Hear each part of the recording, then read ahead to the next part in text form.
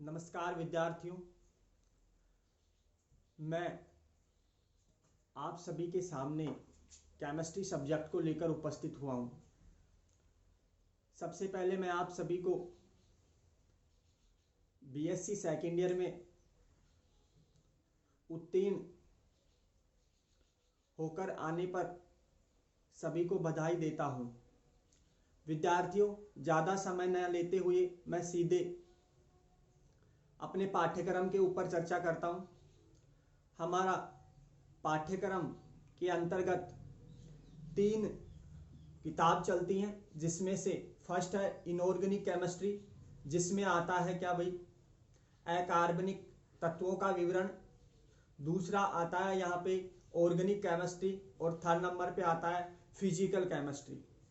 देखिए विद्यार्थियों, ये तीनों पेपर हैं जो 50-50 अंक के आते हैं और हमारे पास में साथ ही में होता है 50 नंबर का क्या भाई, प्रैक्टिकल होता है। जो भी प्रायोगिक कार्य होता है वो 50 अंक का होता है। इस प्रकार से कुल पूर्णांक होते हैं हमारे पास में 200 अंक के।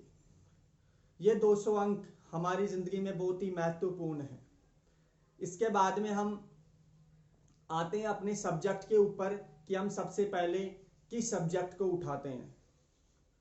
यहाँ पे देखिए, आपकी रुचि बनाए रखने के लिए मैं सबसे पहले ऑर्गेनिक केमिस्ट्री की बात करता हूँ। और ऑर्गेनिक केमिस्ट्री में ही भी नई ब्रांच आपके सिलेबस में है और वो है स्पेक्ट्रोस्कोपी। जी हाँ, स्पेक्ट्रोस्कोपी। यहाँ पे देखिए, स्पेक्ट्रोस्कोपी क्या होती है, इसके बारे में हम चर्चा करते हैं।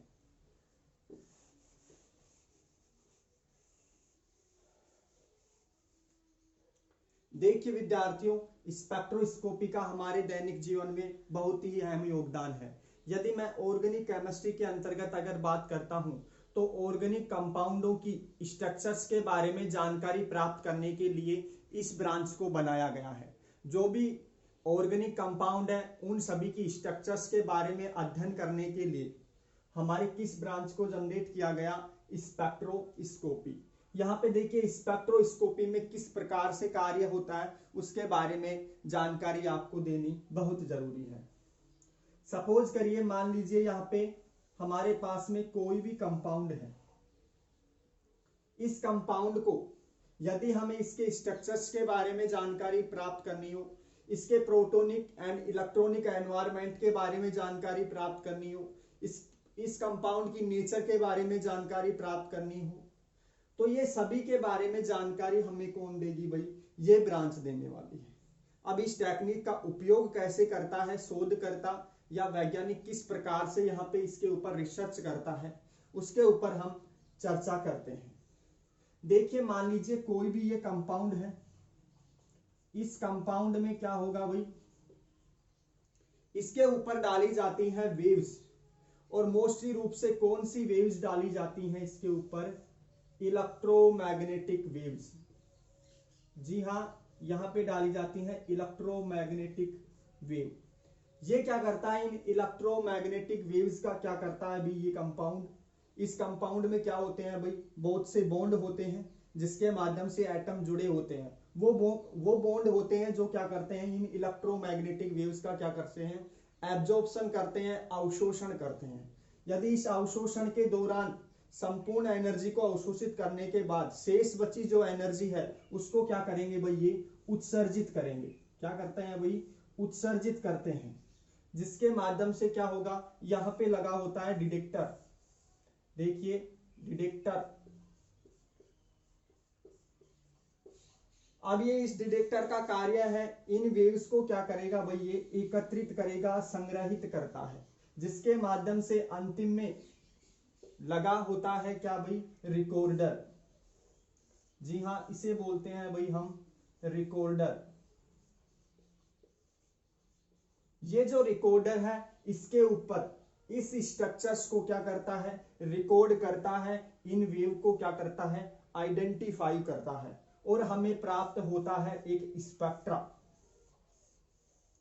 इस प्रकार का स्पेक्ट्रा हमें आइडेंटिफाई होता है। यदि इस स्पेक्ट्रा की स्टडी करता हूं मैं, किसके लिए करता हूं भाई, इस ऑर्गेनिक या किसी भी कंपाउंड की स्ट्रक्चर्स का के बारे में जानकारी प्राप्त करने के लिए इस स्पेक्ट्रा का मैं क्या करता हूं, अध्ययन करता हूं। ऐसी जो कोई तकनीकी या टेक्निक जिसके माध्यम से मैं स्पेक्ट्रा का अध्ययन करके इस किसी भी यौगिक या किसी भी कंपाउंड की संरचना के बारे में जानकारी प्राप्त करता हूं, ऐसी टेक्निक कहलाती है स्पेक्ट्रोस्कोपी। ये जो हमारा कंप्लीट ये प्रोसेस होता है, जो भी शोधकर्ता होता है वो इसकी पहचान करता है, इसका विश्लेषण करता है, जिसके माध्यम से बताता है कि इसकी नेचर क्या है, इस कंपाउंड की या इस मैटर की या इस मॉलिक्यूल्स की नेचर किस प्रकार की है। तो मैं यहाँ पे डेफिनेशन के रूप में कह सकता हूं स्पेक्ट्रोस्कोपी किसे कहेंगे कि ऐसी टेक्निक जिसके अंतर्गत क्या होगा भाई, स्पेक्ट्रा या जिसे मैं इलेक्ट्रोमैग्नेटिक स्पेक्ट्रा भी बोल सकता हूं, जिसका अध्ययन करके किसी यौगिक की संरचना के बारे में जानकारी प्राप्त जिस टेक्निक के अंतर्गत की जाती है वो टेक्निक कहलाती है स्पेक्ट्रोस्कोपी। यहाँ पे मोस्टली रूप से इस कंपाउंड की नेचर के आधार पर दो प्रकार से यहाँ पे स्पेक्ट्रोस्कोपी हो सकती है। यदि इस कंपाउंड की स्ट्रक्चर या नेचर निम्न प्रकार से होगी तो यहाँ पे देखिए क्या प्रोसेस होने वाला है, और उसी आधार पे स्पेक्ट्रोस्कोपी के भी क्या रहने वाले हैं, प्रकार रहने वाले हैं। मान लीजिए किसी कंपाउंड को मैं क्या देता हूं, बाहर से एनर्जी प्रोवाइड करवाता हूं। जी हाँ, यहाँ पे क्या प्रोवाइड करवाई जा रही है, एनर्जी प्रोवाइड की जा रही है, जिसके माध्यम से इस एनर्जी से इसमें उपस्थित मॉलिक्यूल्स या एटम इस एनर्जी का अवशोषण करेंगे, और इस एनर्जी का अवशोषण करने के बाद में कुछ एनर्जी को क्या करेंगे, इलेक्ट्रोमैग्नेटिक वेव के माध्यम से, इन विकिरणों के माध्यम से क्या करेंगे, उत्सर्जन करेंगे। यहाँ पे ध्यान रखने योग्य बात यह है कि यहाँ पे उत्सर्जन हो रहा है किसका भाई, इलेक्ट्रोमैग्नेटिक वेव का। जो भी इलेक्ट्रोमैग्नेटिक वेव्स हैं इनका क्या रहने वाला है, यहाँ पे उत्सर्जन हो रहा है। मैं यहाँ पे लिख देता हूं कि यहाँ पे क्या हो रहा है भाई, उत्सर्जन हो रहा है। यहाँ पे मोस्टली रूप से उत्सर्जन हो रहा है। इस उत्सर्जित हुई विकिरणों को क्या हो रहा है, डिटेक्टर एकत्रित कर रहा है, संग्रहित कर रहा है, और ये रिकॉर्डर में ये सिग्नल है जो हमें स्पेक्ट्रा के माध्यम से यहाँ पे क्या हो रहे हैं भाई, प्राप्त हो रहे हैं। इस प्रकार का स्पेक्ट्रा हमें प्राप्त होता है। इस स्पेक्ट्रा को बोलता हूं मैं उत्सर्जन स्पेक्ट्रा। क्या बोलता हूं, उत्सर्जन स्पेक्ट्रा। और ऐसी टेक्निक जिसके अंतर्गत उत्सर्जन स्पेक्ट्रा की स्टडी या अध्ययन करने के बाद हमें किसी कंपाउंड की संरचना की जानकारी मिलती है, तो ऐसी स्पेक्ट्रोस्कोपी हमें कहलाती है क्या भाई, उत्सर्जन स्पेक्ट्रोस्कोपी। उत्सर्जन स्पेक्ट्रोस्कोपी। जी हाँ, यहाँ पे क्या ध्यान देने योग्य बात क्या है, यहाँ पे हमें उत्सर्जन के माध्यम से क्या प्राप्त हो रहा है, स्पेक्ट्रा प्राप्त हो रहा है, जिससे के द्वारा हम इस कंपाउंड की क्या प्राप्त कर रहे हैं, स्ट्रक्चर्स के बारे में जानकारी प्राप्त कर रहे हैं। तो ऐसी टेक्निक कहलाती है क्या भाई, उत्सर्जन स्पेक्ट्रोस्कोपी। दूसरा टाइप यहाँ पे ये हो सकता है, ये दो कंडीशन है मछली रूप से। यदि मैं बाहर से एनर्जी ना देकर यहाँ पे क्या करवाऊं, डायरेक्ट ही मैं यहाँ पे क्या करवाता हूं, इलेक्ट्रोमैग्नेटिक वेव का क्या करवाता हूं, इसके ऊपर डाला जाता है इलेक्ट्रोमैग्नेटिक वेव। ये जो वेव है इनके बारे में भी हम चर्चा करेंगे, लेकिन यहाँ पे सबसे पहले स्पेक्ट्रोस्कोपी के बारे में जानकारी आपको देना उचित था। तो यहाँ पे इलेक्ट्रोमैग्नेटिक वेव को क्या डाला जाता है, कंपाउंड के ऊपर डाला जाता है या किसी भी मॉलिक्यूल्स के ऊपर डाला जाता है। फिर क्या होता है, अवशोषण होने के बाद में फिर इनका क्या होता है, उत्सर्जन होता है। ये शेष बची हुई विकिरणें निकल जाती है, जिसे डिटेक्टर में क्या कर दिया जाता है, एकत्रित कर दिया जाता है और भेज दिया जाता है किसमें, रिकॉर्डर में। और रिकॉर्डर में हमें प्राप्त होता है क्या भाई, स्पेक्ट्रा।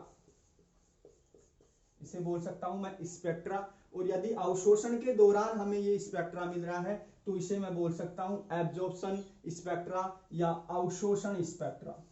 क्या बोल सकता हूं भाई, अवशोषण स्पेक्ट्रा। और ऐसी टेक्निक जिसके अंतर्गत अवशोषण स्पेक्ट्रा का अध्ययन करने के बाद हमें किसी कंपाउंड की जानकारी या कंपाउंड की संरचना के बारे में जानकारी मिलती है तो ऐसी टेक्निक कहलाती है अवशोषण स्पेक्ट्रोस्कोपी। जी हाँ, एब्जॉर्प्शन स्पेक्ट्रोस्कोपी। मैं यहाँ पे लिख देता हूं क्या कहलाती है भाई, अवशोषण स्पेक्ट्रोस्कोपी। तो यहाँ पे हमारे पास दो बातें हुई, जो उस मॉलिक्यूल्स या उस कंपाउंड की जो भी नेचर है उसके आधार पे भी हम क्या बांट सकते हैं स्पेक्ट्रोस्कोपी को दो भागों में। तो यहाँ पे हमारे सिलेबस में केवल अवशोषण स्पेक्ट्रोस्कोपी के ऊपर चर्चा की गई है। हमें उत्सर्जन स्पेक्ट्रोस्कोपी को अवॉइड करना चाहिए। यहाँ पे सीधा डाला जाता है इलेक्ट्रोमैग्नेटिक वेव। एक बार दोबारा से मैं रिपीट कर देता हूँ, इस कंपाउंड के ऊपर डाली जाती है इलेक्ट्रोमैग्नेटिक वेव। इनका अवशोषण करता है कंपाउंड, डिटेक्टर इनको एकत्रित करता है, रिकॉर्डर में ये प्राप्त होती है और स्पेक्ट्रा हमें मिलता है। तो ऐसी टेक्निक जिसके अंतर्गत अवशोषण स्पेक्ट्रा का अध्ययन करने के बाद हमें इस कंपाउंड की संरचना के बारे में जो जानकारी प्राप्त होती है, ऐसी टेक्निक कहलाती है क्या भाई, अवशोषण स्पेक्ट्रोस्कोपी। इसके बाद में ये संपूर्ण है जो स्पेक्ट्रोमीटर कहलाता है। ये सभी के सभी इंस्ट्रूमेंट यदि इस क्रम में लगे होते हैं तो ये स्पेक्ट्रोमीटर कहलाता है, जिसके माध्यम से हमें स्पेक्ट्रा मिलता है और स्पेक्ट्रा का क्या करते हैं, हम स्टडी करते हैं और जानकारी किसकी प्राप्त करते हैं, इस कंपाउंड की, इस मॉलिक्यूल्स की, स्ट्रक्चर्स की जानकारी हमें क्या होती है अभी प्राप्त होती है। जी हाँ, ये आशा करता हूं कि ये प्रोसेस आपको समझ में आया होगा। इसके बाद में अगर मैं आगे बात करता हूं तो वो यहाँ पे एक वर्ड आया है क्या, इलेक्ट्रोमैग्नेटिक वेव। जी हाँ, क्या होती है ये इलेक्ट्रोमैग्नेटिक वेव, इनके ऊपर भी मैं क्या करता हूं भाई, चर्चा करता हूं कि ये कौन सी वेव है जो इलेक्ट्रोमैग्नेटिक वेव कहलाती है। जी हाँ, ये ऐसी विकिरणें होती हैं जो क्या भाई ऐसे क्षेत्रों में विचरण करती हैं जहां पे क्या हो भाई, magnetic field and electric field. जी हाँ, विद्युत क्षेत्र और क्या चुंबकीय क्षेत्र, ये एक दूसरे के क्या हो भाई, लंबवत हो। देखिए इस प्रकार से समझ सकते हैं। मान लीजिए ये हमारे पास में क्या है, इलेक्ट्रिक फील्ड। ये इलेक्ट्रिक फील्ड की क्या है भाई, डायरेक्शन है, और ये डायरेक्शन है भाई किसकी, मैग्नेटिक फील्ड की। ये क्या है, किसकी डायरेक्शन है भाई, मैग्नेटिक फील्ड की डायरेक्शन है। तो यहाँ पे जब भी ये जो इलेक्ट्रोमैग्नेटिक वेव है, इनकी विचरण की डायरेक्शन होगी जो इस प्रकार से होगी। तो यहां से निकल पा रही है क्योंकि ये क्या है, एक दूसरे के क्या है भाई, लंबवत है। तो ये ऐसी विकिरणें जो एक दूसरे के क्या हो भाई, ऐसे क्षेत्रों में विचरण करें जहां पे क्या हो, इलेक्ट्रिक फील्ड और मैग्नेटिक फील्ड एक दूसरे के क्या हो भाई, लंबवत हो। और इसमें अगर मैं बात करता हूं मोस्टली रूप से, तो यहाँ पे ये इन ऐसी विकिरणें होती हैं जिससे किसी माध्यम की आवश्यकता नहीं होती। अर्थात मैं यूं भी कह सकता हूं कि ये जब भी आती हैं तो ये निर्वात में भी और यहाँ पे क्या मीडियम में भी, दोनों में ही ये क्या कर सकती हैं, मूव कर सकती है, गमन कर सकती है यहाँ पे। तो ऐसी विकिरणें दोनों क्षेत्रों के अंतर्गत यहाँ पे क्या होती हैं, जब ये दोनों एक दूसरे के लंबवत हों तो ऐसे रीजन्स में क्या कर सकती हैं, ये विचरण कर सकती हैं। तो डेफिनेशन के रूप में मैं यहाँ पे बात निकाल सकता हूँ कि ऐसी विकिरणें जो ऐसे क्षेत्रों में विकर्ण करें या विचरण करें जहां पे क्या हो भाई, इलेक्ट्रिक फील्ड और मैग्नेटिक फील्ड एक दूसरे के क्या हो भाई, लंबवत हो, तो ऐसे क्षेत्रों में, तो ऐसी विकिरणें कहलाती है क्या भाई, इलेक्ट्रोमैग्नेटिक वेव। ठीक है, इलेक्ट्रिक मैग्नेटिक वेव के अंतर्गत बहुत सी विकिरणें आती हैं और वो आपस में मिलकर क्या बनाती है भाई, स्पेक्ट्रम का फॉर्मेशन करती है और स्पेक्ट्रम का निर्माण करती है। तो ऐसी विकिरणें कौन कौन सी हैं उसके ऊपर हम चर्चा करते हैं। मोस्टली रूप से यहाँ पे आती है कॉस्मिक वेव्स यानी गामा रेज, जो क्या होती है, बहुत ही हैवी एनर्जी की वेव्स होती हैं। ऐसी विकिरणें यदि हमारे पृथ्वी पर आ जाएं तो पृथ्वी का क्या हो सकता है, विनाश हो सकता है। तो सबसे ज्यादा एनर्जी वाली होती है कॉस्मिक और गामा वेव्स। तो इसके बाद में आती है यूवी, जिसे बोलते हैं क्या भाई, अल्ट्रा वायलेट वेव्स।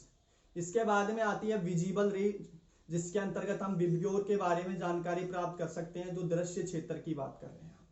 इसके बाद में आती है कौन सी, आईआर, जिसे हम क्या बोलते हैं, इंफ्रारेड बोलते हैं या अवरक्त किरणें बोलते हैं, जो हमारे टीवी रिमोट में देखी जा सकती है। इसके बाद में आती है माइक्रोवेव, माइक्रोवेव भी।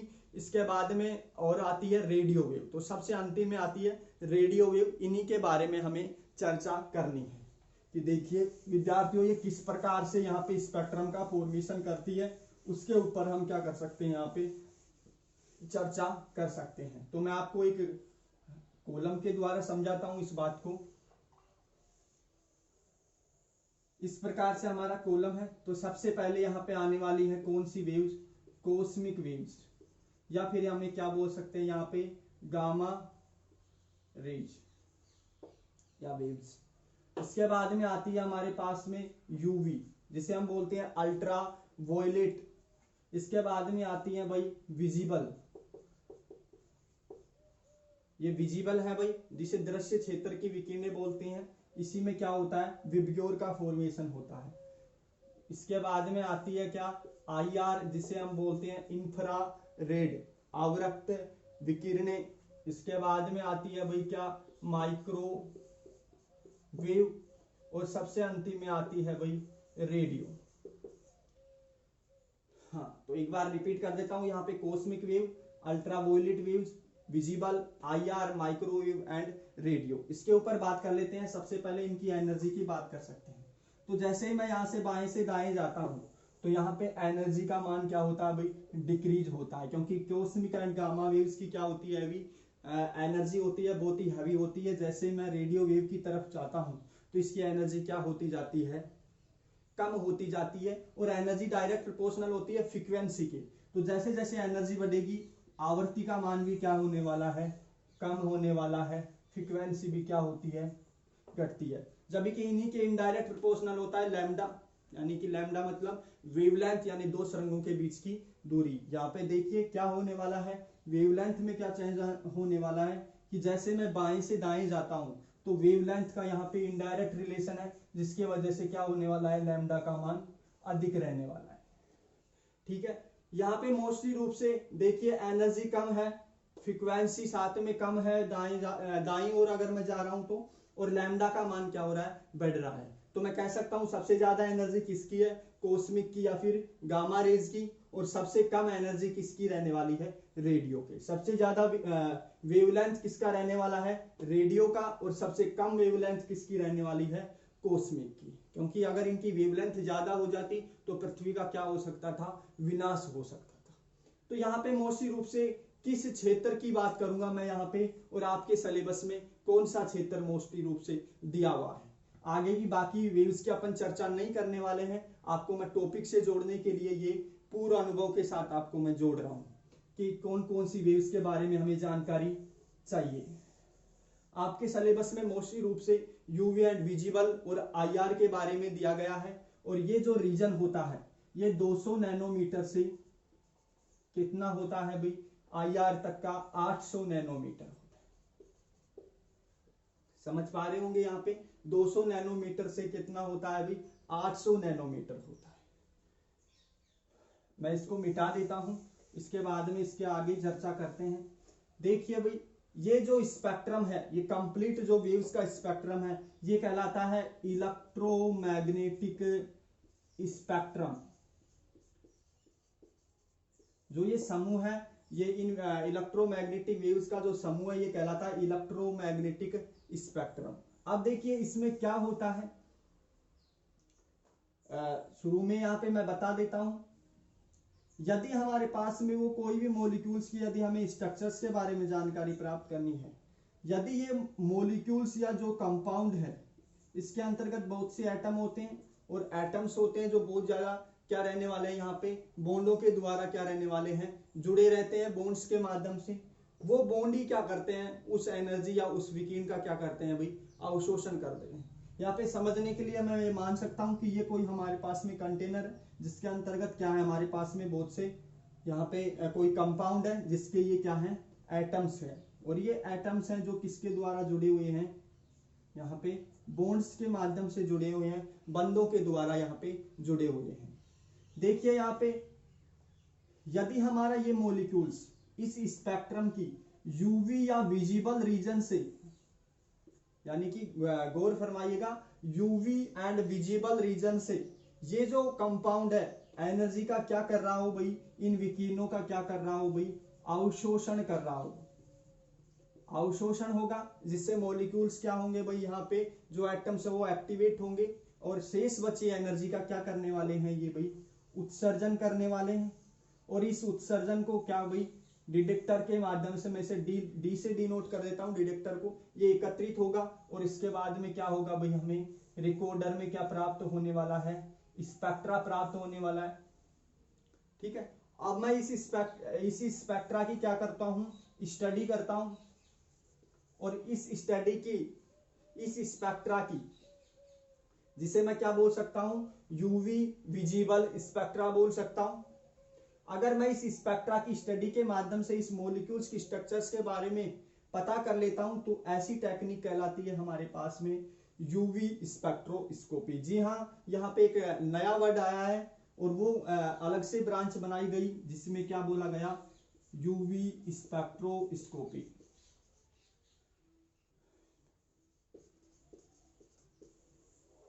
मोस्टली रूप से ध्यान देने योग्य बात ये क्या है यहाँ पे, तो ये जो मॉलिक्यूल है ये किस क्षेत्र की विकिरणों का क्या कर रहा है, अवशोषण, यूवी या विजिबल रीजन से इन फ्रीक्वेंसी वाली, इन वेवलेंथ वाली और इस एनर्जी वाली विकिरणों का क्या कर रहा है, यहाँ पे अवशोषण कर रहा है। शेष बची एनर्जी का या विकिरणों का क्या कर रहा है, उत्सर्जन कर रहा है, जिसके माध्यम से हमें स्पेक्ट्रा प्राप्त हो रहा है। और इस स्पेक्ट्रा की स्टडी के माध्यम से मैं किसका जानकारी प्राप्त कर रहा हूँ, इस कंपाउंड की या इस मॉलिक्यूल्स के बारे में मैं क्या जानकारी कर रहा हूँ, प्राप्त कर रहा हूँ। तो ऐसी स्पेक्ट्रोस्कोपी का प्रकार है यहाँ पे फर्स्ट नंबर पे यूवी स्पेक्ट्रोस्कोपी।